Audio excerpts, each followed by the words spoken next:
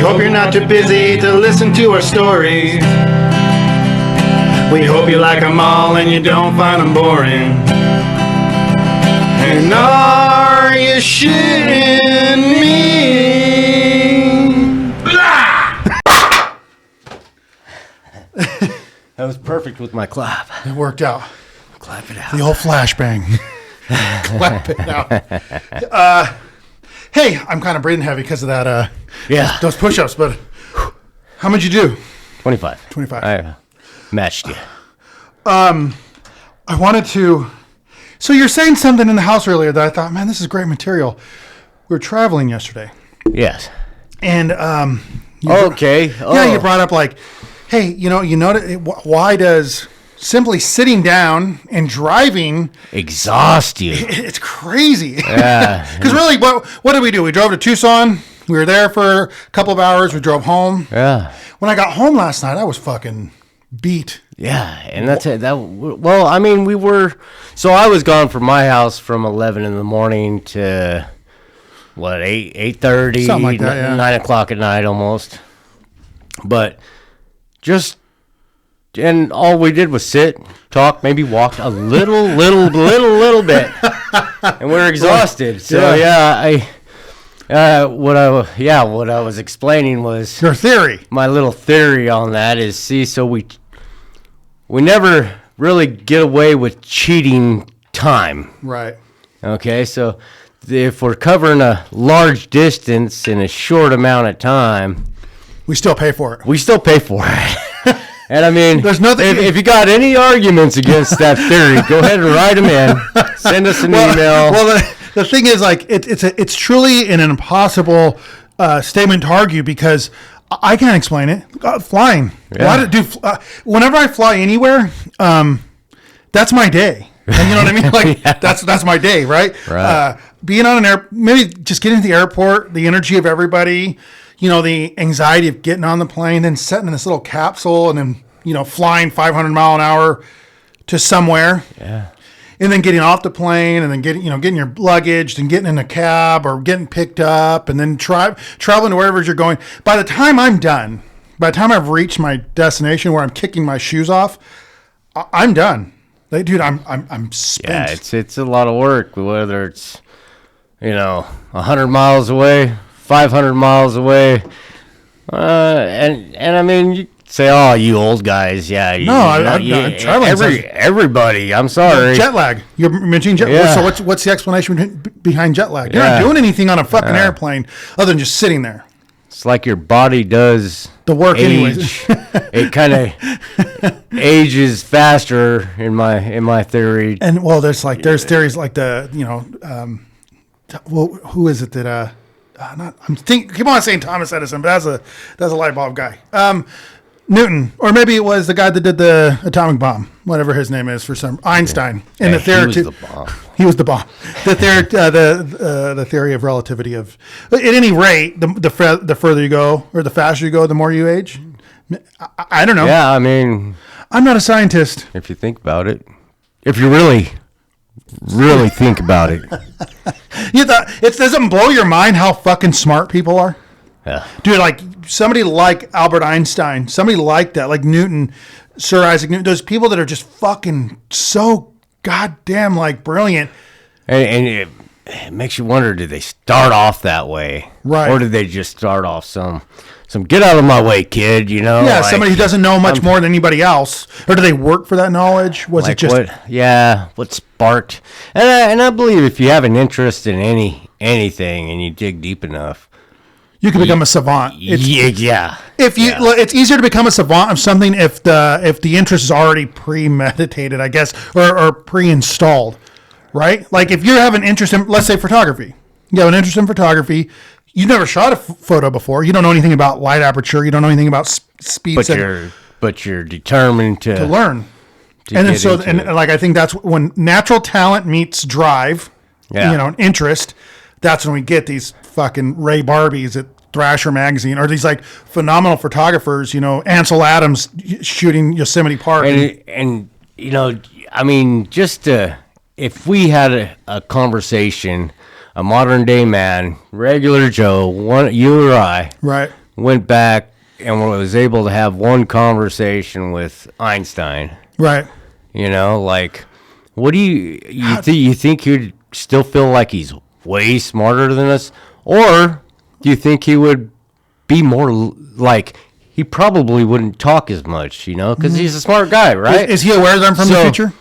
Right, yeah. He's Okay. aware you're obviously From the future. an odd-looking fella. Right. Who's this fucking dude in a Thrasher t-shirt trying to talk to me? Yeah, Yeah, and so he's in the 40s. yeah. He like, probably wouldn't listen to you. Yeah, just based on. You're kind of not as white as me, per se. So let's say you were talking to Albert Einstein. Okay. That'd be a better conversation. Anyway, Yeah. But, I mean, yeah, no, truth be told, if you were in front of a genius from back then, right. would they even take you seriously? Well, yeah. What would they? Would they push you off as an idiot, as a future idiot? Yeah. Or Most would likely. they try to learn as much as they could from Yeah, you? most brilliant people are very observant people. Right. And they're probably most likely going to want to know, what do you know that I can use for my own journaling, Right. so I can move forward with whatever I'm studying. Right. He's like, I'm gonna fuck your future up, Check dude. this out. This guy, especially if he's like, I really didn't like that guy, so Levi I'm Strauss gonna is- make sure he's not in the future. a war criminal. Do you Gotta make this bomb bigger. Yeah, I mean, can you imagine actually making fucking enemies with that guy? Yeah. Any one of them. They're like, they Yeah, really did. we got a bomb. We got to bomb Japan and Mexico. Yeah, just Mexico. Why? This guy. Trust me. Trust me. I'm brilliant. We're gonna rid the world of and because I mean I'd be a horrible representation for anybody, right? Like I don't know, like it's okay. And what about from my point of view? Like you just shot me back into fucking the 40s, and like how am I supposed to take that? And I'd be in the presence of somebody so brilliant, I'm probably gonna sound like an idiot. Yeah, like whoa, sir. I wouldn't even know what I'm fucking saying, and I want to ask so many questions, and then maybe even ask him like, I couldn't help. Okay, let's introduce booze into this. Oh yeah. So it was me and Albert Einstein are getting drunk at the bullpen, right? We're just the two of us, 2:00 in the afternoon. If I was drunk enough, I would have to let him know you're about to fucking destroy like a whole fucking civilization. Are you prepared for that? Because we talked about this, I think, on the last episode. Like, was anybody prepared for the outcome of the actual atomic bomb? The drive there, I imagine they were probably fucking Slayer. Yeah. But, like we said in the previous episode, that's what I asked, what do I know with Albert Einstein and his cronies? Are you guys prepared for whatever the outcome is? That's, I guess, if we've developed this scenario into where I'm drinking with Albert Einstein at the bullpen at my own leisure in the comfort of my own bar at 2:00 in the afternoon, I'd probably be a representative then. over lots of conversations we've had on the show, and we talk about possible alien civilizations. Yeah. And a lot of information comes out that because of our nuclear capability, they don't, they really don't feel like we're, because of mainly because of our war, we're constantly in war, but they don't want us using nukes. Right. And because we used nukes, it sent up, Are we like flare to the universe and kind of drew attention to ourselves. But if Einstein never existed, you think there would be any nukes to this day? Oh, I don't know. And That's a great question. And if let's go a step further. Do you think that maybe because of his non-existence, that never happened, that we'd probably be just chilling with Aliens. extraterrestrials right now? At this point, yeah, it's a strange. You know what I mean? Yeah, like in the theory of multiple universes happening at once. In that universe, in that realm, in that dimension, if Albert Einstein as a teenager got drunk and flipped his bike into a canal and broke his neck and died, and yeah, we moved along. The atomic bomb never happened. Japan and U.S. and Germany, we settled our differences in the old-fashioned war, and it just ended in its own. Just tapered out. Would the alien? So it never happened, right? Because that is every alien abduction story or any like credible alien abduction story I hear. That's what it's accompanied with, is an alien telling whoever you guys are going to fucking ruin everything. You guys are just too dangerous. You're too smart for your own good. You're too capable for your own good. So yeah, where would we be? We're handy capable, bro. We're fucking. We were having this conversation yesterday on the drive up to Tucson. It's mind blowing to think that at this point in time, like we were mentioning, like a copper miner from the 30s in the mountains that lived and died his whole life in Greenlee County and never once thought about anything because he didn't have the opportunity to learn anything. He didn't think about Ferdinand Magellan or any the revolution, or the evolution, time and space theory. He couldn't think of any of that because he was just too busy trying to eat his fucking potato soup and drink his water so he can work. Just trying to, working for a living. Right, and that's just it. To get by, just to have a warm meal and a place to sleep. He wasn't reading Socrates. He wasn't. This isn't. Now he's probably getting like Bible thumped. Every Sunday, and just force-fed information. Outside of that, really, there was probably no, I wouldn't imagine a lot of literature in someone's life. But now we have it's all at our fingertips, and yet we refuse to dig for the knowledge. Right. You look at the people that get rich off of social media that you're like, well, this person is an idiot. Yeah, they're really not. I don't hear anything. I've listened to some successful podcasts or what have you, or even like, motivational speakers. And I'm thinking like, you're not saying anything fucking mind blowing, or you're not reinventing the wheel by any means here. You're not even having an opinion. You're just regurgitating somebody else's opinion and making it your own, and people are. But here's the thing. I guess if we are going to say that, the other thing is like people are so fucking hungry for the truth that they'll listen to it even if it's regurgitated from somebody who just has a better delivery. Yeah. Hey, delivery is everything, right? All day long, right? And anybody, like we've gone back to the Colts, right? We're talking, if you got a delivery, dude, if you're believable on what you're fucking, if you believe the lie yourself. Yeah, you can get other people to pretty convincing, right? And they just got to get to that point, right? And I think I don't know. I feel like as a society, we're just full of. There's so many people. We have all the information we need to know what we need to know. Dude, we could do so much, and we don't. We're fighting over politics constantly. That's the only thing I hear all fucking day long is people keep us divided all day. It's just a lot of bitching, dude. Bitching and dividing. And I think I've completely checked out. I know I've said that on the show a bunch of times. I really mean that. I've checked out of politics 100%. I don't fucking like either side. They're both Democrats, Republicans. They just don't mean anything to me because you're on the same fucking team. And we have all the information in the world to know that that's the truth now. And I will bring this up for just a second. The Epstein files, the Epstein list, the fact that when the Democrats were in office, they had an opportunity to divulge that information. They didn't. Now the Republicans are in office and they're not doing it. So both of you motherfuckers, it's out. It's out. But I mean, why did it take so? There's been a Republican and a Democrat in office in this length of time, and nobody's brought it out, and everybody's fighting for it. He hasn't been in a year yet, Trump? Yeah. Hadn't even been in a year. Yeah. Look, at the end of the day,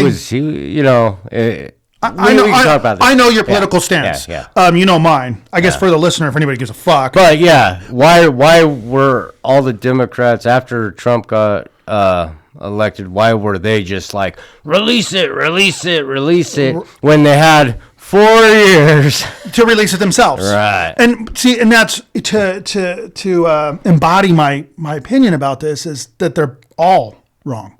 They're all wrong. Yeah, and that's I have completely stepped back from politics completely. And I'm like, there's so much to learn in the world.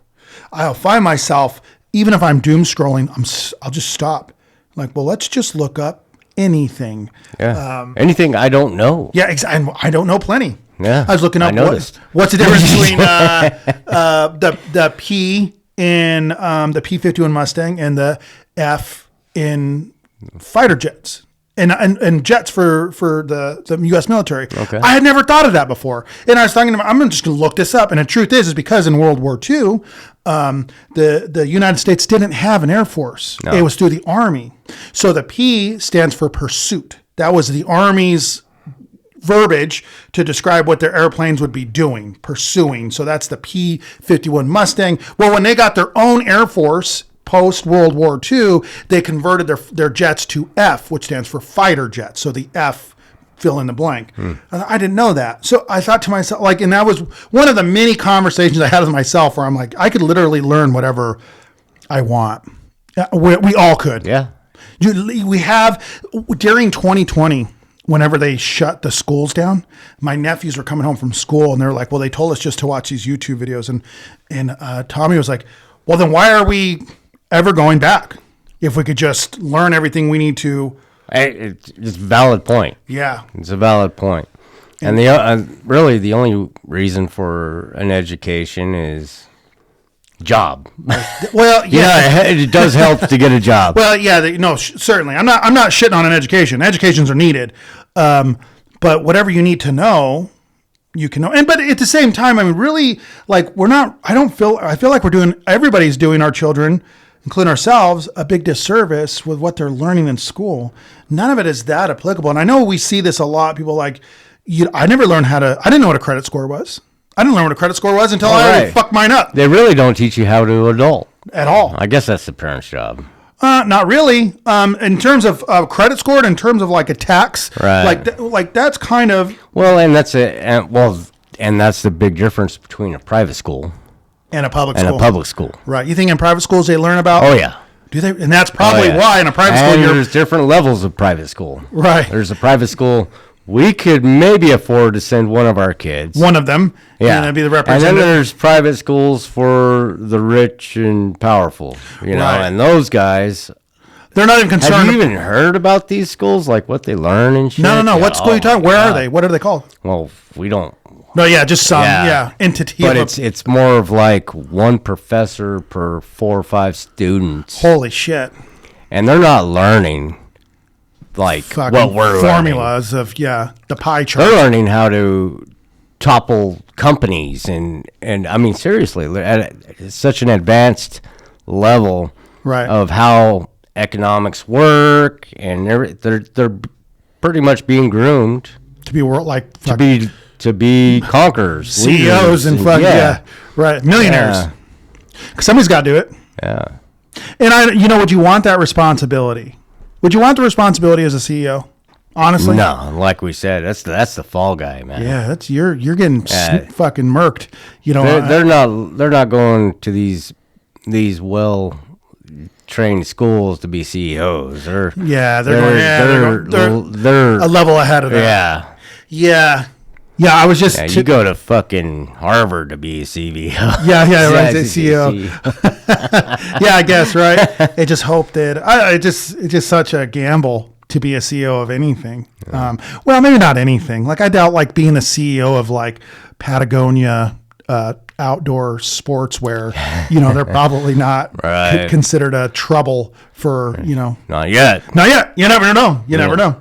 But I was looking at my friend, I got a friend, lives in Japan right now. He was telling me about Grant. Such a good guy. Grant, if you listen to this, what's up, man? But he sent me a TikTok of a guy. He's an American guy walking around the streets of some small Japanese community, and it's very peaceful. He's like, and he's recording himself, right? This is like his little channel. This guy, it's not Grant, it's somebody a fellow American that he found in Japan. He's kind of following this guy, but this guy's, he's like look how peaceful this community is in Japan. And it was very symmetrical, very clean, very, very unpopulated. It looked almost abandoned. This community, and he stumbles across this old wooden building, and it was like the English Academy or something English Academy, and he's like, what the fuck? It looked like an American building amongst all these Japanese buildings, and so he starts recording it, and this guy comes out the front door, and he's like, yeah, this is my business, and it's this Japanese guy speaking English.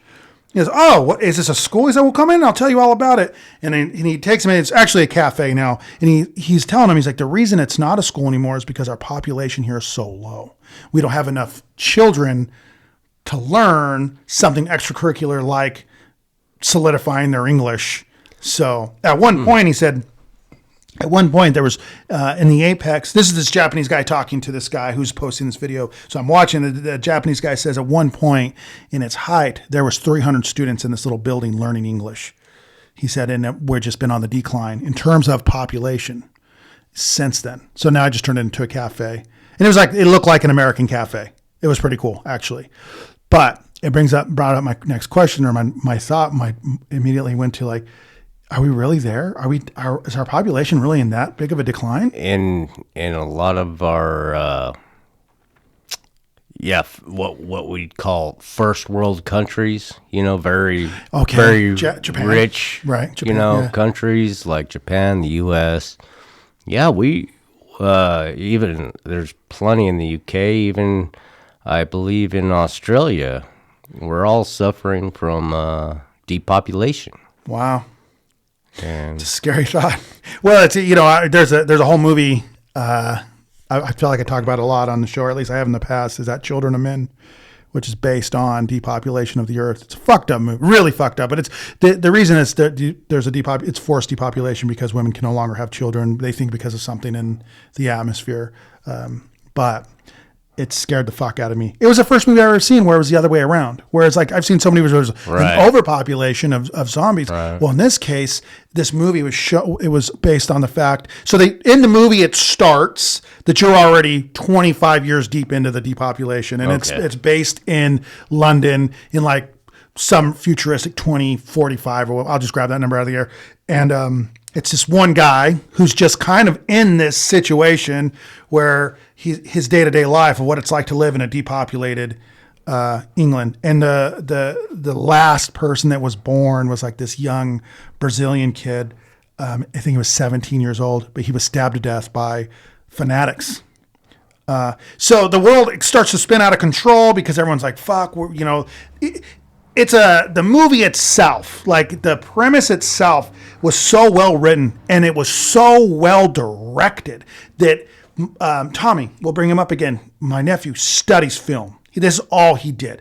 Dude, this kid was, to use the word savant, would be like an understatement in terms of film. I remember him coming to my dad's and being at like 8 or 9 years old, talking to my father about Stanley Kubrick and the Goodfellas. I forget who directed that, but directors, guys that this is what he would eat, sleep, and breathe film. He used to lie about his age to get on to message boards and the internet at 2 a.m, and his mom caught him. He would be up in the middle of the night having arguments with people, with grown men who study film, and he would be winning. And Angela showed me the messages, and I'm like, this does not sound like a 12-year-old boy. If you didn't know, and if you didn't were none the wiser, you'd think you're talking to like a 40-something-year-old man who spent his whole life. Tommy's always been well-spoken, dude. Brilliant about film specifically. Like him and my father have talked. I've listened to those guys talk for hours about the movie Ben-Hur. Like, what kid knows about, like, why would at that age, what were we doing? We were, I give a fuck, dude. I wouldn't see you. Yeah, going out to the desert. Who was directing what?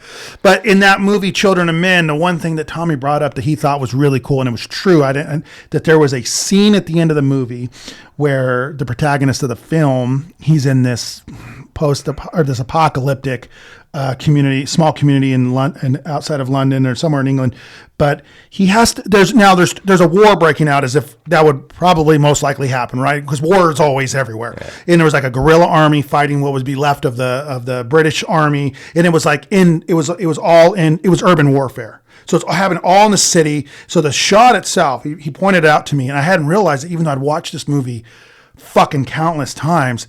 He watched it with me one time and said, stop right there. He said, rewind that back to this part. And I did. And he's like, did you notice that in the scene, a very complicated scene, I can't even begin to explain. He said it was all done in one take. And it was like fucking 5 to 10 minutes long of this guy running through the city between a kind of a civil war, although he's not on either side. He's just trying to survive. There's even a tank that blows up a building, and it's all in one fucking take. I'm like, holy shit. And I looked it up, and I guess it's to be one of the most, in terms of cinema and film, it's admired by everybody. And I never noticed it. Tommy just happened to notice it, and he looked 10 minutes in film with one take, and all these different actors, military, guns going off, a tank, explosions. And in the movie, there's I believe in this film that there's microcosms within microcosms of this film. You could dissect it all day, as I have with my nephew, and there's just so much to learn. There's so much to see in this part of the film I was talking about. There's a city bus that's tires have been blown and it's been stationary for however long, but to try to escape the bullets, he runs up onto this bus, which these like immigrants had turned into like a makeshift home. They divided it up into different places. And as he's running through this bus, there's a family that's mourning a loved one. It's like a nightmare. It's a fucking nightmare. And they're crying and they're speaking in some foreign language. And this guy, he's this British guy. He's like I said, he's the star of the movie. He's ducking from these bullets, and then he comes out the other side, and a tank's coming down the road and fucking blows up this building, and shrapnel's flying. And I thought, how the fuck did they get this? And like, can you imagine orchestrating all those actors and extras? And I don't know. Well, I mean, yeah, so if you're doing scenes that long and you're going to plan on one take because maybe of budget, you know. Oh, yeah, maybe. I didn't think about that, right. So we got one shot to get this right. Everybody. If you fuck up, it's on you. We can't redo this. We can't, budget. That's the only thing that comes to my mind. But I never thought of that. I'm sure because they don't even try that any. You don't see that probably in any films because they're more of we're doing this 1 minute scene today, right? And we're right, and we're going to get it right. So they don't try if the director to do the long shots. Yeah, it changed. There's too much that could go wrong. I'm not. Yeah, seriously. And then you got to redo it all. Yeah, and then bring the tank. Cut. Bring the tank back in. Reconstruct the building. Right. Dude, I've thought so many. I'm not a film guy. I like photography. But I'm not a movie guy like Chad. Chad's a movie guy, right? Yeah. Tommy's a movie guy. I'm not a movie guy. But now when I watch any movies, I watch the length of each take. And I haven't seen anything since then. There was a movie that came out. It was awarded something for having a long shot, but I still didn't think it was as impressive as Children of Men. In Children of Men, it didn't win. I don't think it won any awards. It was just it came out in like 2008. It's not even talked about. It's just some like swept under the rug film. Interestingly enough. So I feel like we really got into this episode and we bypassed or we've overshot the. Oh, yeah. What I wanted to do initially. So we've been closing out our episodes with quotes. Yeah. And I think they're very thought provoking. I love quotes, because they're interesting and they apply to basically anybody that's willing to listen to them. And anybody could interpret them differently. Exactly. Yeah. Right. So, and I was thinking to myself, I wanted to start the episode with quotes. Okay. So let's restart. Yeah. Cut. Erase all that. So Thrasher skateboarding magazines, that and National Geographic is my two favorite publications. I could read Thrasher and fucking National Geographic all day. If I had a steady stream of just National Geographics and Thrashers, I wouldn't even need social media, to be honest. I love both of those things. But one of my favorite parts in Thrasher, every month that it comes out, I get a new issue. They ask a skater in there. They call this segment of the magazine dedicated to a skater. They call it the 5 greats. And they ask these skaters, like, what's your 5 favorite movies? What's your 5 favorite skate spots? What's your 5? So they were interviewing this skater. I forget his name now. He's from New York City. I think he owns a company called Hard Body Skateboards, which I thought was a really funny name for a skateboard company. But anyhow, they asked him, "What's your 5 greatest quotes you've ever read?" I was like, "Oh shit, okay." And I wanted to read them one by one to you, and then tell me what you thought and how you would interpret them. Okay. So the first one that came up that I read, the first one in this skater's interview was, "When a man can't find a deep sense of meaning, they distract themselves with pleasure. Yeah, that's a really good quote. And I've heard it in other ways. Have you? What's the other way you heard it? Did you think about more like more like fools chase pleasure? Yeah, things like that, right? Yeah. So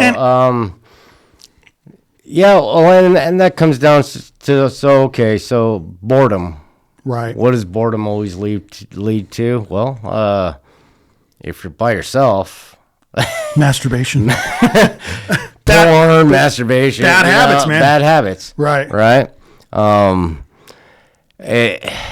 Left to your own devices, man, you can really fuck somebody up. Right. Yeah. Boredom is just an unbusy mind. Yeah. And what I took from that was like the distractions. For me, I took it back to alcohol. Like, it's so fucking easy, especially for like a young man who probably feels so overwhelmed by the world. They can't pick a fucking direction because there's too many, and it's overwhelming.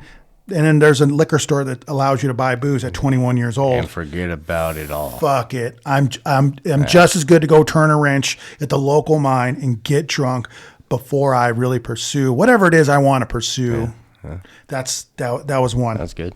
Okay. The second one, there's 5 of these, so as in the title, but every man has 2 lives, and the second one starts when he realizes he only has one. I love that quote, dude. Yeah, and I mean, I don't know about you, but I'm living it right now. Like I've finally got on track to my first life. Yeah. And when do you feel like your mortality set in? When do you feel like it was like, oh shit, this is? I felt it probably in my early 30s. Really? And really didn't. I more than welcomed it in the state of mind I was in for a while. We're all gonna die. Well, right. Yeah, we are all gonna die. How do you want to die? Right. Or how do you want to be remembered? Exactly. What do you want to leave behind? Right. What's your legacy? Right.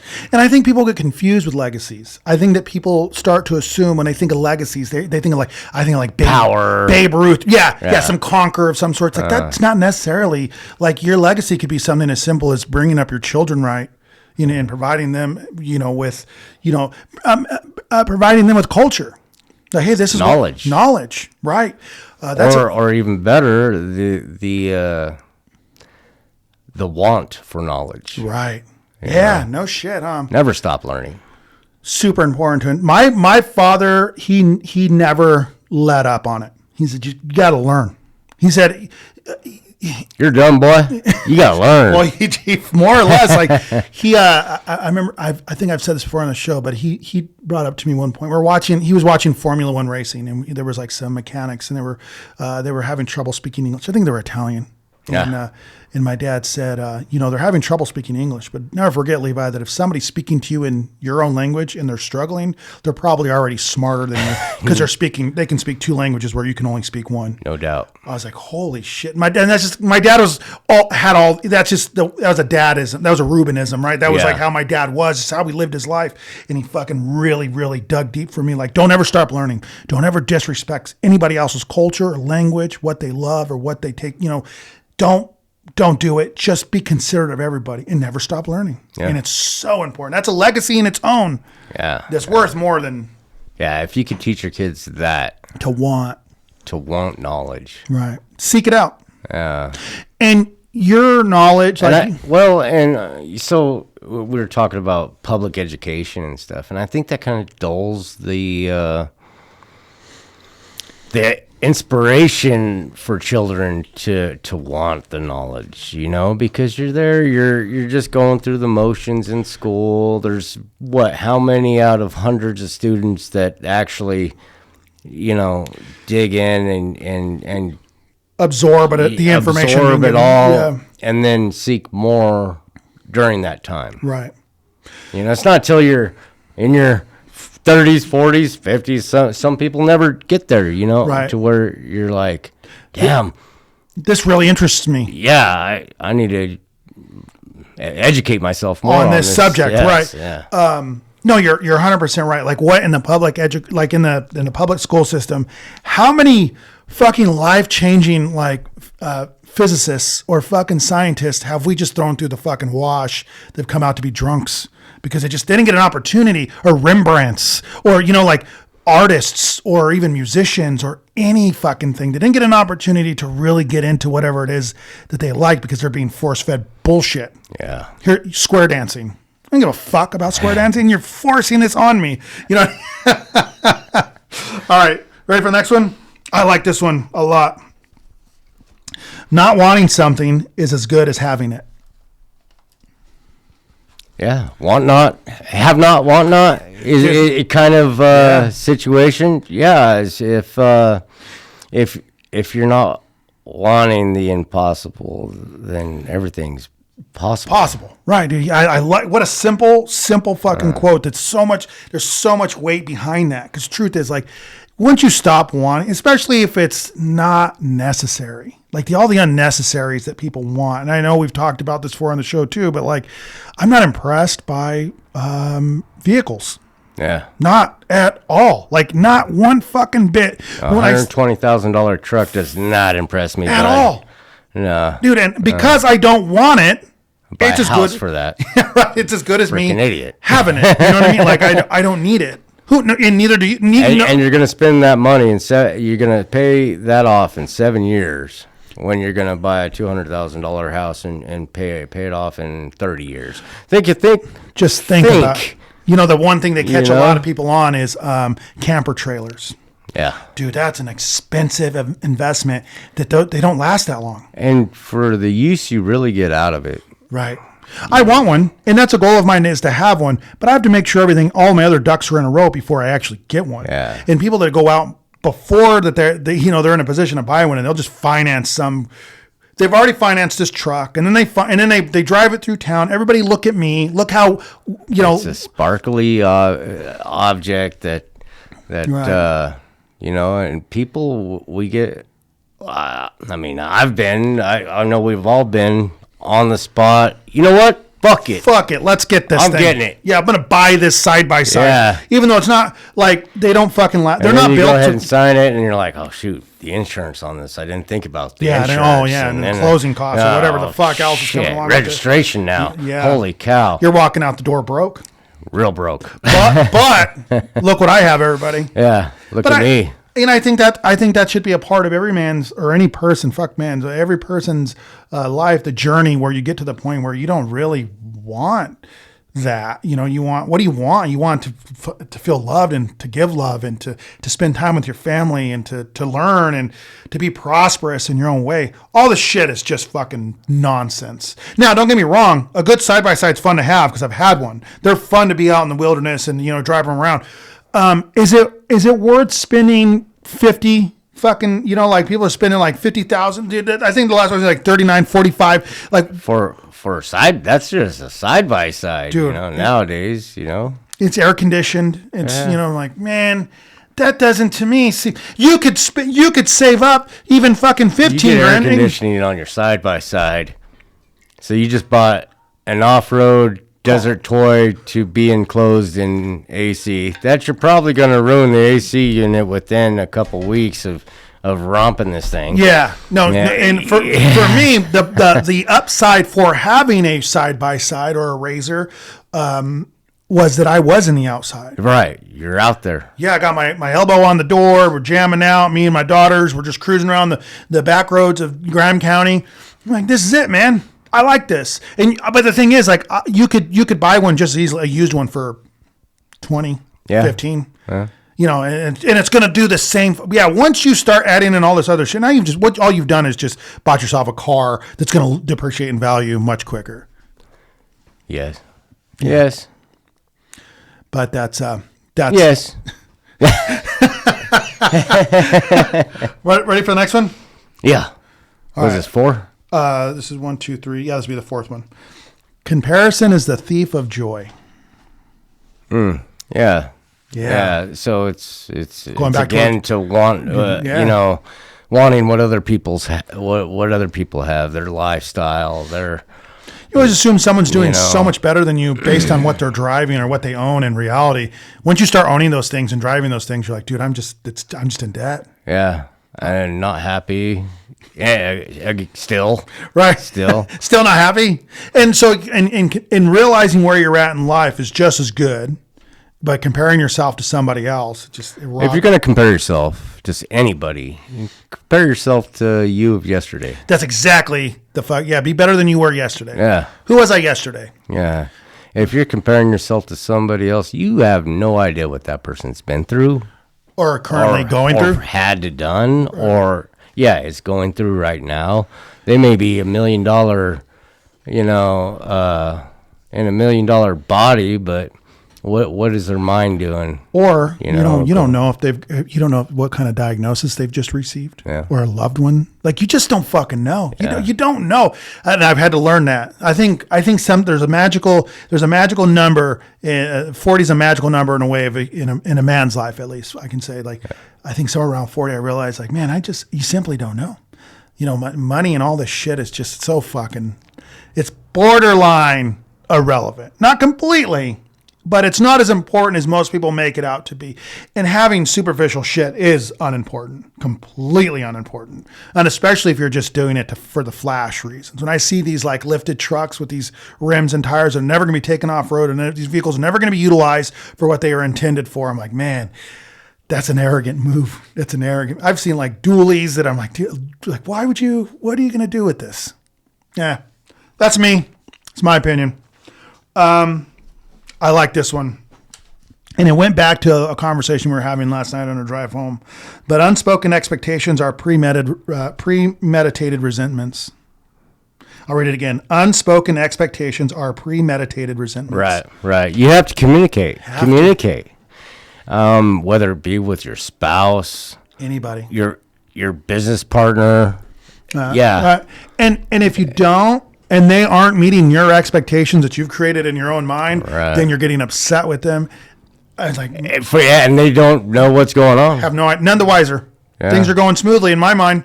I had no idea, and we were having that conversation. You felt like a family member you're speaking to. There was no communication. There was a lack of communication. I was like, man, I've been in that same fucking boat, man. Where somebody's eventually it blows up. Yeah. And I'm like, well, what the? I didn't know you were expecting me to do that. I had no idea. I was, and it happens a lot. And again, to go back to the age, the older you get, the better you should become at this. Yeah. In my opinion. Yeah. Those are some good quotes. Yeah, good shit, man. I looked at those. I was like, man, I'm gonna save those for the show. But I wanted to tell you a story about something that happened to me. Are we good at that? With the quotes? Okay. Yeah. Last week I was leaving Walmart, and there was a 2003 Chevy Silverado, and it was they were parked. And as I was leaving Walmart with my grocery cart, and I just happened to be passing them, and this old gentleman got out, and it looked like maybe his daughter or his granddaughter got out of the car, and he looked me square in the eye and said, "My battery's dead." I said, "Oh shit, that sucks." I said, "What do you?" Well, I said, man, I got some jumper cables. Let me go grab some jumper cables. Let me go. So I went and got in my truck, was parked down the way, and I pulled around, and I pulled up next to him. And he's in the handicap spot, so he's up front, right? And I pull up next to him, and we pop our hoods, and we're hooking up the terminals, and so he's like, well, it wouldn't jump is what was happening. So we were kind of just stonewall. He's like, well, let's let it sit for a second. I was like, okay, well, it's like. Yeah. We have this moment. Who are you? What are you doing? This guy's name was Ebenezer. Nice. That's a pretty rare name. Yeah, dude, I was like, Ebenezer Scrooge, right? That's what I was thinking. Like, dude, this is like some Charles Dickens shit or whatever. I don't know. This is like some old. Yeah. I was like, Ebenezer. Yeah, it's like a lot of people in my family were named after one person named Ebenezer, so a lot of people call it Ebby or Eb, but yeah, my full name's Ebenezer. I want to say Bryce. I was like, man, that's a fucking really interesting name. I said, well, he's like, yeah, I was born 1937. He told me. I was like, holy shit. So he's like, and then he just kind of starts opening up because I'm asking the right questions. He said, "Yeah, I remember I was 7 years old when I walked into the kitchen of my grandfather's house, and over the radio, we all got the news at the same time about Pearl Harbor." Yeah. I was going to say 7 years old, they would be about 44, 45. Somewhere in there. Yeah, but I think he said about 7 is what he remembers. Could you imagine hearing that over the radio? He knew. He's like, as a kid, I knew, like, we're in it now. I would say at that time, it'd kind of be like a 9/11 for us. Right. That's the only big thing we've had really happen on that level in our country since we've been born. Right. Yeah. So. The comparison would be the same. It'd be and what did you notice about your friends, the people around you when that happened? Yeah. Didn't you? I saw and felt a surge of patriotism, arising from everybody. There are people just you were in it, jumping to join in to go kill some Al Qaeda's. And the same thing happened with Pearl Harbor. It was this. I remember, like, he didn't tell me this, but in the history books, it said that, like, the patriotism was at a all-time high up until, like, Vietnam, and it stayed there up until, things got crazy again. But I was, like, trying to picture his life. Like, gosh, I couldn't imagine being 7, and he lived out in Bryce, because that's, Bryce. I'm like, just in the middle of nowhere, his mind's got to be fucking spinning, like hearing that we're officially now in World War II. And then he said, so a few years later, my uncle comes home from war. He was a World War II vet, my uncle. And we're all sitting around listening to stories. He's telling us, like, yeah, he was on the USS Hornet, I want to say is what the guy said. I was like, the Hornet? And I've heard that name before. And I was like, what? So I got, of course, now we have all this information. Yeah. I went home and I looked it up. I was like, the USS Hornet was the fucking ship that Lieutenant Colonel Doolittle, the raid. So remember there was a movie, Pearl Harbor, funny enough, that was what it was titled. Did you ever watch that? Oh, yeah. What was the actor's name that played Doolittle in that? I forget now. He's a comedian. He was in 30 Rock. Alec Baldwin. Oh, okay. Yeah, he plays Doolittle in that. Really, the better of the Baldwins, if you ask me. He's the one who actually shot somebody, didn't he? Yeah. Isn't that wild? Yeah. He shot somebody on a movie set. Yeah. On accident. It was like in a Western film. But he plays Doolittle, and 42. It was older now. He was like 45, 46. He's like kind of orchestrating this raid on Japan.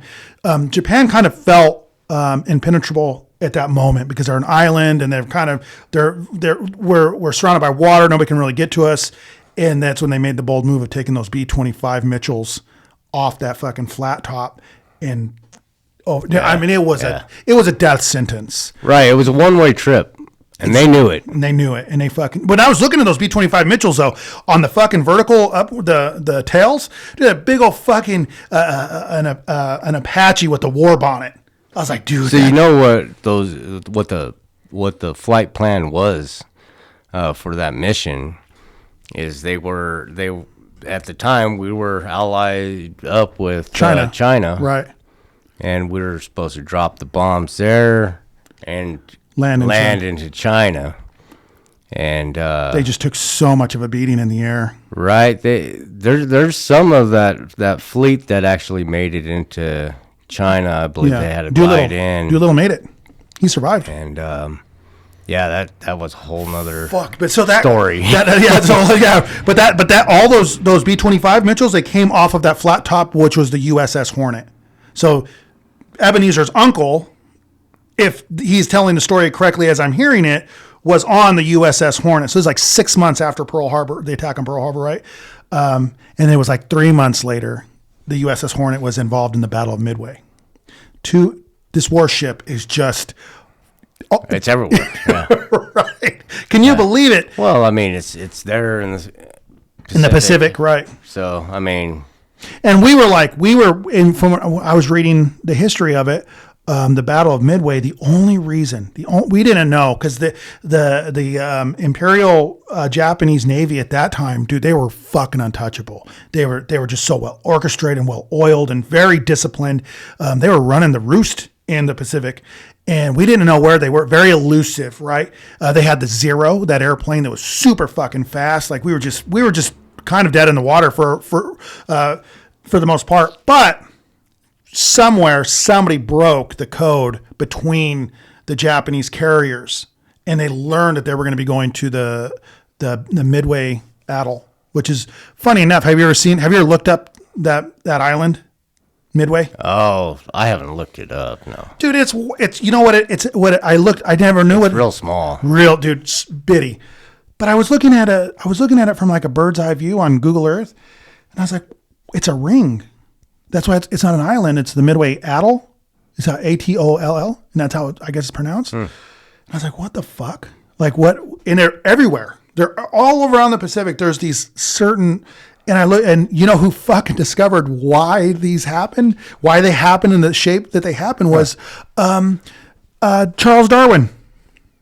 100 years later, in like 1840, was just down in that area, and he started noticing that these islands were shaped like there was. Have you seen them before? The islands that have they're like C-shaped almost. Yeah.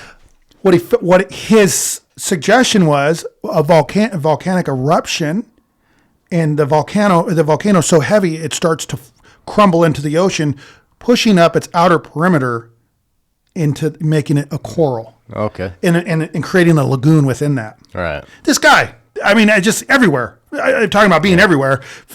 So he was spot on. What his prediction was is that's what would happen. And of course, as things evolved, we had the science to look this stuff up. He was right on. Spot on. So in the Battle of the Japanese were going to fucking destroy it. And they got there. The Imperial Japanese Navy got to the Midway, and they just started fucking pelting Midway, which is a U.S. air base. And then we got there. It was two carrier ships, the USS Hornet, and then the Imperial. And we got there, and we started. It was like a fucking all out fight. It was our. It was like this. It almost reminded me of what I was reading. It was like almost like an old like a pirate battle. You know, pulling up next to each other, and then we for reasons just that are kind of unknown, we won. Like we weren't expected to win. We had a third battleship show up, Flat Top, which is the Yorktown, the USS Yorktown, which actually sank. But we sank all 4 of the Imperial Japanese Navy ships. But in that fucking fight was again the USS Hornet, which Ebenezer's uncle was on, and he was telling. So the way he was telling it. He was telling it that he was sitting there listening. I would imagine like all these family members are sitting around. This fucking war hero of a family member comes in the door and like, hey, you know, I imagine probably gets comfortable and tells everybody the stories, right? He said as the airplanes were coming in off these flat, this is what his uncle's telling him, that as these airplanes were coming in out of these dogfights, they would come in very beat up, and then if they were salvageable, they'd fix them. If they weren't salvageable, they would just take whatever they could from them. Throw the rest off. Yeah. So there's just all these fucking skeleplanes all over out there in the Pacific, you know, from I would imagine losing or getting shot out of the sky, and 2, there's nowhere to put these. Yeah, and it's dead weight. Right, you know, exactly. Fuel consumption, speed, you know. All kinds of issues. So, yeah. Yeah, but this guy was telling me this story, and I was just thinking to myself, like, could you imagine being that age and just hearing it firsthand? Dude, firsthand from a fucking war vet at that age, like, holy shit. Yeah, I mean, that's as good as it gets aside from Band of Brothers, in my opinion. You know, to hear it directly from a war vet who was there. I thought it was fucking really cool. So he's telling me all this in the Walmart parking lot. It's all happening as we're waiting for this fucking truck to charge, right? And I forget what I'm doing because I'm so fucking into whatever he's saying. I forget that I'm in the Walmart parking lot in like cut off sweat shorts and fucking. I'm over here waiting for you to do a show, and you're over there bullshitting. Yeah, knee deep in this guy's fucking conversation, dude. He had me. I was completely into it. But he also told me, I didn't know this. He said that at the base of the mountain where the federal prison is now, it was just it wasn't called a federal prison, it was just called a prison. Yeah. And that's where we The Huskow. the Huskow, the goulash, the American goulash.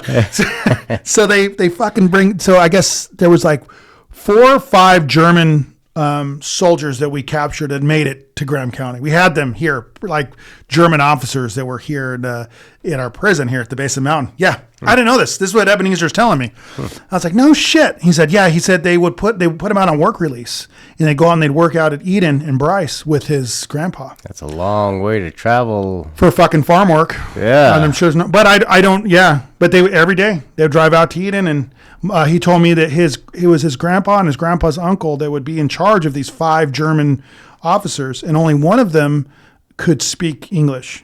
But he said they were nice. But he got to talking to one of them, and he asked, well, why don't you guys Try to run. There's 2 of us, and there's 5 of you. Where are we going to go? Well, he said that one, yeah, where are we going to go? 2, he's like, we just come from a fucking frozen battlefield in middle of Europe. So you guys are giving us 2 square meals a day. Dude. Hey, it's already better than what the Fuhrer wanted us to do.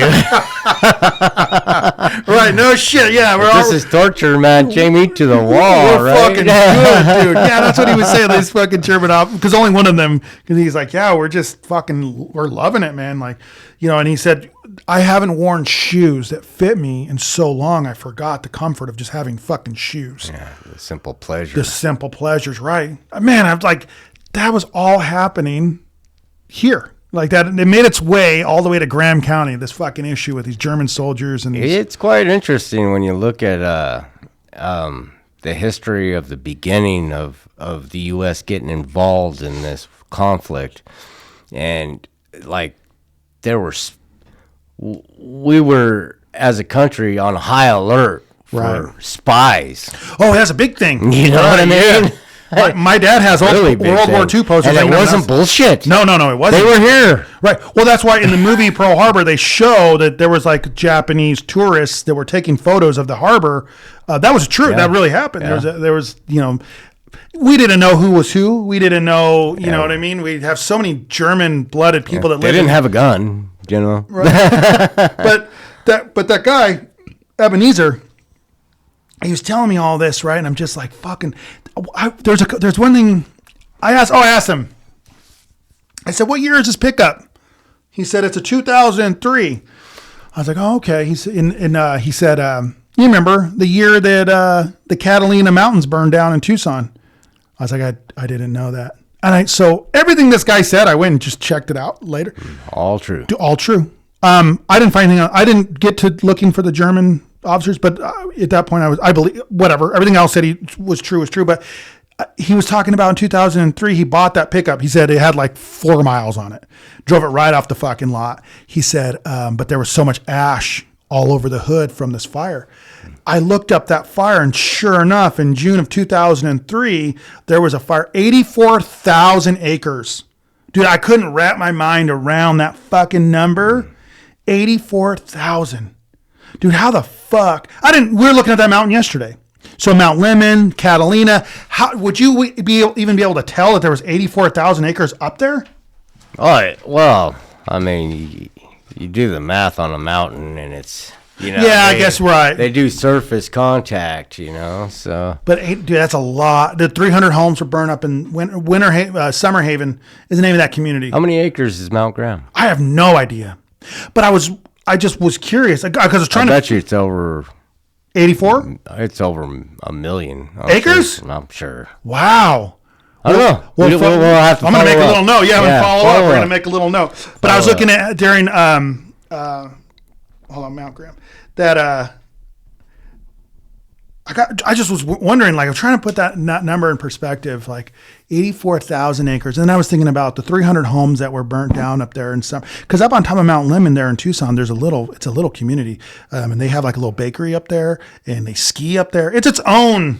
I have never been up there, and yeah, it sounds like I need to take a trip. Yeah, it's beautiful. Right now. Well, they got right now. Fuck this show. Yeah. I've been up there. I've camped up there one time. It's nice. It's no Mount Graham. And that's why we have so many people from Tucson that come over here, because it's not as pretty. If we wanted to have our own summer haven up on Mount Graham, and like people, the community want to invest, we could have like a fucking Oh yeah, it'd be nice. fucking all out like Ski resort. yeah, Breckenridge, Colorado type. Yeah. Why don't we, man? I've always wondered that. Why the fuck? Why don't we capitalize on it, on what we have? People already come here just to see the mountain. Just to see the We got the mountain. lake up there. We have waterfalls. Like, utilize it in the wintertime as well. We get a lot of snowpack. the snow up there now. Yeah. There's so much there's so many parts of the state that have zero snow, and we have snow. Yeah. Now, Wouldn't it be so much easier to go skiing here? then wherever the fuck else. Of course, it's pretty Well, pretty steep It's a in a pretty way. steep mountain. It's a pretty steep mountain, from what I understand. Yeah. And then, well, it's heavily it's guarded because of the squirrel. the Lucifer telescope, which Yeah. is, and it has its own fucking Yeah. like folklore behind that. Yeah, we've gone through that on previous episodes. Yeah, so go back and listen to it if you're interested. But I was just trying to fucking get the number. Like, if there's 300 homes that were burnt up there, what do you think the value? And it was all man-made. That was the issue. That's what Ebenezer was pissed about. He was telling me about it. He said, yeah, some fucking idiot. Well, he didn't cuss because I think he was a Mormon guy. But he said, yeah, some idiots, they burnt the mountain down. I was like, man, could you imagine accidentally burning down that much fucking? and I couldn't. And then, but acreage blows my mind too. I was, for whatever reason, it came across my feed this morning. I was looking at the Louisiana Purchase. Have you read anything about that? Oh yeah, when we the government purchased it from France, from Napoleon Bonaparte. Yeah, 15 million. Yeah, seems like a bargain, dude. now. 4 cents an acre is what it comes out to. I'll take a loan out and buy that for 15 mil. Good. And it's a big strip there that runs right down the fucking center of our country, and it starts in Louisiana, and it's a very small part of the actual state of Louisiana, and it runs up in the borderlines, the Colorado Rockies, all the way up to the Well, we Canadian. paid $1 million for Alaska. $1 million. I think it was $1 million. Who do we buy that from? I think we bought it from Russia. Can you imagine how many fucking places? I'm thinking it was Russia, but don't quote me. But No, you promised that it was. all right, I think it was Russia. You'll see. Yeah, well, we'll look that up too. But I was trying to just wrap my mind around the fucking damage it must have, because I remember, I don't know if I ever told the story or not, but when I was living in Oregon, there at the Columbia River that runs, it separates Washington and Oregon. They call it the Gorge. And it looks like something out of Jurassic Park. It's fucking beautiful, like heartbreakingly beautiful. Enough to where, like, if I'm drunk enough and I'm alone, I'll just cry at how pretty it was. And I'm thankful that I even got to see it with my own eyes. What point is this on the Columbia? It's just past. So, like, it would be anywhere. The Gorge, I guess, is considered anywhere from just in from Astoria all the way up past Portland, and it's like miles and miles. Okay. And it looks like I've been down there on a ferry boat. Then you've seen it then. Yeah. There's parts of the Columbia where it looks like a vertical drop, and that's when there's a lot of waterfalls and fucking trees, and the trees are fucking huge and beautiful and green. It's just like, it's magical. But in the summertime, it dries out pretty heavily. Yeah, it gets real dry. Real brittle. And some kids fucking threw a smoke bomb down into a gorge, a ravine, and fucking burned, dude. I mean, millions of dollars worth of fucking forestry just gone. Historic shit. Like, and it just blows my mind that something so frivolous and so like mindless can cause so much fucking damage, right? Whoever started that fire back in 2003 at the Catalina Mountains, whoever started that fire, fucking the Gorge, you're talking millions and millions and millions of dollars. Even if it started that easily, yeah, it was just waiting to go. It ignite. Yeah, and if it's a natural cause, it's natural cause. Right. There's nothing wrong. I mean, but if it's fucking caused by some goons, some idiot, that guy that burned, thinking about back in 2000. We've done some stupid shit. We have, but I didn't burn down a fucking mountain. I burned down a couple mesquites. Have you? That's about it. So, but Ebenezer's telling me about, and we're there for a minute. We're there for a fucking solid minute, and I was just really taken back by everything. But then he asked me a little riddle. This is nice. This is funny. He says, my grandfather and his 9 siblings were all born in the same house, but in 3 different towns. How's that? My what? My grandfather and his 9 siblings were born in the same house, but in 3 different towns. I was like, a camper trailer? I said, nope. said the name of the community kept changing. Yeah. So I didn't know that. The Bryce originally was called Ashurst. And then like Pinewood or something, and then eventually it became Bryce. But they on all their birth certificates, there's different. Oh, that's awesome. Yeah, same address, just different fucking town names. That guy was super interesting. I ended up giving him a ride home. I mean, back then, you'd figure it wouldn't take much to change the name of the location. No. First of all, there's more of us than there are of you. So we're gonna call it this. Changing the name of the town. Anybody here disagree? Let me hear the ayes. Yeah. And then you know what I mean? Like No, seriously, simple. It would be that simple, right? And you think about even in our own community. You know, Solomon was considered the county seat for a long fucking time, and it's nothing now. Somebody said, you know what? It's Safford now. Okay. Like, and what a different time, right? Where you could do things like that, where there wasn't so much fucking paperwork involved and nonsense and, you know. Yeah, I would venture to say that, I mean, Safford may not be the capital of this the county. It's going to be Pima. In 20 years. It'll be Pima. They got a lot of room for growth and potential. And a lot of resources, because all that the snow melt comes off of, goes directly through. Who knows? You just never know. Who knows? But yeah, I wanted to tell that story because I thought it was really fucking cool that this guy who I just happened. Did you get his battery going? No, I just going to tell you, I gave him a ride. I didn't give him and his granddaughter. It turned out to be his granddaughter. I found out she's 1 year sober. Moved here she's been most of her life in Texas. So if she listens to this, congratulations on your sobriety. I mean that. Yeah, I truly mean that. I'm right there with you, dude, girl. Yes, dude, it's cleaning yourself of something, you know, it's the amount of courage it must take is phenomenal. So yeah, anybody who's out there getting sober, we're behind. Good on you. Yeah, good on you. So I ended up giving this guy a ride home and him and his granddaughter. But the one question I wanted to ask you, and I actually wrote this question down. So, P. Diddy, I got to ask you. Okay. How exhausted? Guilty. What do you think? He's got to be guilty. He's guilty as hell, but guilty of what? Because he was charged with so many things. Well, being a fucking piece of shit pervert. But yeah, I mean, look, you got 50 Cent calling him out. Did you see me that video clip? DMX. You got DMX fucking called him out fucking years ago. So did Tupac. So did all these people. Eminem was constantly calling out fucking Puff Daddy. Yeah. They didn't associate with them. They didn't, and most of them had been invited to his party and denied. And a couple of them went. Yeah. And then they walked the fuck out. They were like, fuck They're like, this is just, and you're talking, people that were in the now. Yeah. Like. Oh, they were in the loop. Yeah. They excommunicated themselves. But the people that just didn't go already heard the horror stories, and then wanted no piece of that attached to their name. Like the Epstein Island. They don't want any part of that attached to their name. I've been watching this.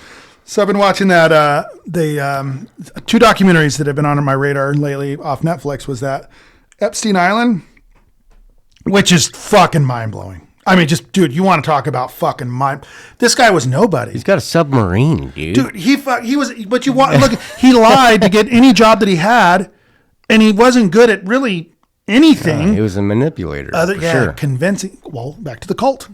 Yeah. I gotta be as sure of what you're fucking saying, even if it's not true. You just gotta fucking believe it enough to where. And the guy. So he worked for a law firm initially, right? How this fucking thing started. And I remember this documentary. How it started was a law firm that he worked for initially. He didn't graduate college. And then he got in this law firm. And they found out that he didn't graduate, and they were gonna fire him. And they asked him, "Why did you lie?" And he said, "Because I wanted to work for you guys." And that was it. Like, okay.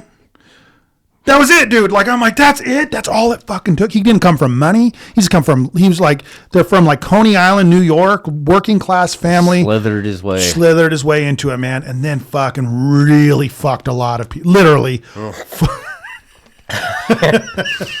fucked a lot of people, dude. And like the numbers were like astronomical. And then the victims, Yeah, he had to be pretty freaking brilliant to make rope strong enough from toilet paper to hang himself. No, You know no, what I yeah, mean? dude. When you start looking at that shit, that's another whole other fucking like. Brilliant, man. How the fuck is anybody convinced? Let me hold on. Let me go back to this other question. I want to ask you the All right. question. The question is, how exhausted do we have to be as a society that Netflix subtly told us who killed Tupac in a documentary about Puff Daddy, and we didn't even blink? Yeah, it didn't like it's it pretty if you haven't seen that documentary, you know, I waited a while. You said watch check it out. Yeah, at the very least, check it And out. so I don't think I finished it. I think I got tired. Yeah, I don't know. I got through a lot. I got enough of it to know what the fuck. Right, I got through enough of it, and it's crazy that the people he hired to document this whole thing actually started. So they collaborated with 50 Cent. Yeah, so like it turned against him. Again, like, dude, it's just like Yeah. once the fire started. Time's up, boy. Yeah, they couldn't put it out. Yeah. And good, dude. Everything I fucking learned, but the fact that, dude. So did you get to the part where they talk about Tupac's murder? I did, yeah. Dude, so it's some guy from Las Vegas' nephew shot him, and they watched Tupac and Suge Knight. Suge Knight didn't die, but Tupac did, and they were standing there on the fucking corner as the EMTs and medics were trying to save him, and they were getting drunk.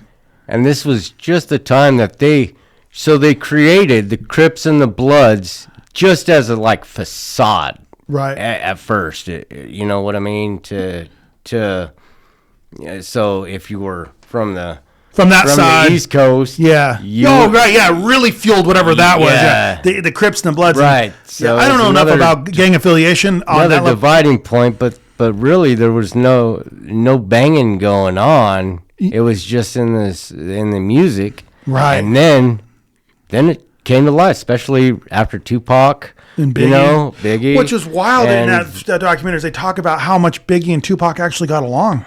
How much they were saying like the Tupac was constantly like championing, bringing up Biggie, like was really happy for all of his success and like to see him succeed and was fucking really behind him the whole entire time, and fucking Puff Daddy couldn't have it.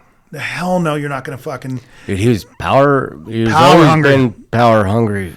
You think, look at the very beginning. Like I thought when I put that fucking documentary on, I was like, all right, they'll ease us into this. Like, fuck no. It was like 2 minutes into that fucking thing. Like, and then they sexually assaulted his friend that was in a music video, and then he fucking orchestrated a basketball game where 15 people died. Oh, nine Was it people 9? died. Dude, isn't it wild? Yeah, and then He just used the moment to talk.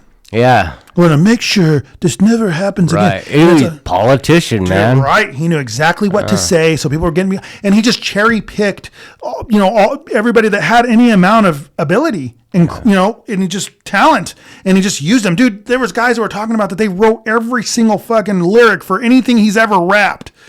I'm like, this guy can't dance or rap or fucking sing. Well, and I remember when growing up, I was like, P. Diddy. Yeah, Like, right. He's why is he where he is? Because to me, I'm more of a Dre. West Coast, NWA type. Yeah. Like how come he just overshadowed everybody without being? And I didn't even like his shit. Right, not even that good. And then Biggie got shot, and then passes away. So yeah, he punked fucked everybody. And then they make that song with Sting. Every breath you take. Yeah. And then so Sting, poor soul, doesn't know what's happening. He's up there singing on stage at this guy's funeral, and then Puff Daddy's dancing around, and that song becomes some chart-topping fucking making millions of dollars. And I was like, man, everything that this video or this documentary is insinuating is you killed your friend for this moment, and then made his family pay for the fucking funeral. And then made it to where Biggie's fucking he gets no royalties. It goes straight back to fucking Puff Daddy. Yeah, he's greedy little bastard. Wow, Man. I was like fucking. But to go back, to think about like Tupac. I remember growing up, dude. Tupac was everywhere. Tupac was it. Like Yeah. everybody listened. It didn't matter what you did for fun. It didn't matter what your skin color was. It didn't matter what your activity was. If you skated, if you didn't skate, if you rode lowrider bikes, if you're black, white, Mexican, everybody liked Tupac. So when he got shot, it was a big deal. And everybody was always wondering who was it. And there was always fucking confusion about who actually killed. Dude, I feel like that was my 20s. That was like my teens and 20, all like, dude, just hearing all about. And then it randomly in 2025, Netflix drops the bomb subtly. Like, oh yeah, it was this guy and his nephew. And like, dude, we're just so exhausted that we just don't care. I mean, I would say don't care. Right. But, it's like, old, Hey, you also told us aliens. That's are what you real. think. Yeah. Dude, it just I don't know what to do with the information now. Yeah. What do we do? He's gone, and so is his music, and his influence like on rap will be felt forever, but he himself is gone, and it doesn't matter who does it at this point because it's been so much time has passed. It's kind of sad for me. I was like, man, all these years I've wondered, and I finally know, and I don't feel anything. I just. Damn, my grief has been it's been spent a long time ago. But I think, no more tears. No more. It's a song, right? But yeah, Tupac was. It's weird to think that like, in that time in the '90s with like Kurt Cobain, Tupac, like we just lost all these celebrities in such a crazy way, man. And that was just kind of this is someone we would watch on VH1 News and just kind of accepted it. But I kept on going back to that. I kept on when Mary watched it with me, the documentary, and after we were done, I was like, I can't believe You're all horny afterwards. Y'all all fucking worked up. Yeah. All hard in the ecstasy. Dude, the documentary about Puff Daddy, the guy that produced all of his music. Did you catch that guy? He's like a young kid, super talented musician. He's like playing bass and piano, and he's really producing Puff Daddy's album that I didn't even know about. It was like some album that came out. I didn't know there's a lot of stuff on that documentary I didn't know about. I didn't know Puff Daddy was part of a band called The Band, or like some other P. Diddy's Dirty Riders or Dirty Ditties or something like Dirty Diddlers. The Dirty Diddlers, dude. But I didn't know any of that. And I listened to that guy, that young kid, produce all this for free. And then that dude says he fucked me. Like, not. Yeah. Like, literally, he fucked me out of my money. Then he physically fucked me. I'm like, how is this guy still alive? Yeah. Can you imagine being conned and then fucked? Dude, and it's a repeat story from everybody. Yeah, it really is. Screwed them out of their money, and then their credibility. They got fucked. Literally. Fuck, dude. What a nightmare of it. Can you imagine initially? Because all the girls that came out, do you remember on MTV when Puff Daddy had a reality show called The Band? Yeah. And then so he was like, he put together this band. It was fucking horrible. It was horrible music. Yeah. Because he really didn't know shit about music. But it was just reality. Anything for us to watch at that time. And we watched MTV, it. buddy. That's when the Dylan. Dave Chappelle later came back full circle and fucking really roast that into the ground. But during that whole fucking time, during that whole phase, I didn't realize like he was just fucking everybody. That the youngest. Well, and he's out now, isn't he? Technically Sean Combs out. We better watch what we say, dude. He's gonna come for us. He's that kind of guy, dude. Fuck us, dude. He's gonna. See baby oil at your door. Oh, the baby oil story was crazy too. I couldn't believe it. That fucking dude, that juggalo. That juggalo was like, yeah, I just got talked into fucking this young girl, and then they were just fucking each other. I was like, dude, what a wild fucking documentary that's even out there. That's even right now. Anybody can go on Netflix and watch. Yeah, he's trying to sue him. Yeah, it's not gonna. Yeah, the damage is fucking done, man. And it's out there. It's already out there. Yeah, 50 Cent really. He left nothing to the imagination for this, We'll be a gangster somewhere else. Yeah, it's not. We don't like the way you play a gangbanger. Gangbanger. Oh, shit. All right, well, we're running out. Do you have anything you wanted to add to the episode? Oh, man, no. I think we've been going at it pretty hard here. All right, buddy. Been hitting them high notes, Good, just right. Well, we love you guys. And again... This is Are You Shitting Me, man? I mean, if you guys are just listening to us for the first time, we're on all the platforms. And look for the bear. Yeah, look for the bear. The bear with sunglasses. The one thing I wanted to mention is that since we've started putting out episodes again, we have our listeners. So Safford, Las Vegas, thank you, San Carlos. Thank you guys. It's a big deal, but we've had 2 listeners. So I don't know who you guys are. There's somebody in North Korea, and then there's somebody in Oklahoma or Tulsa, Oklahoma. So this is your shout out. So giving you guys a shout out. Write us down on one of the platforms and get in contact. Yeah, contact us. Yeah, tell us who you are and what you like listening to. All right, man. All right, we'll talk to you guys later.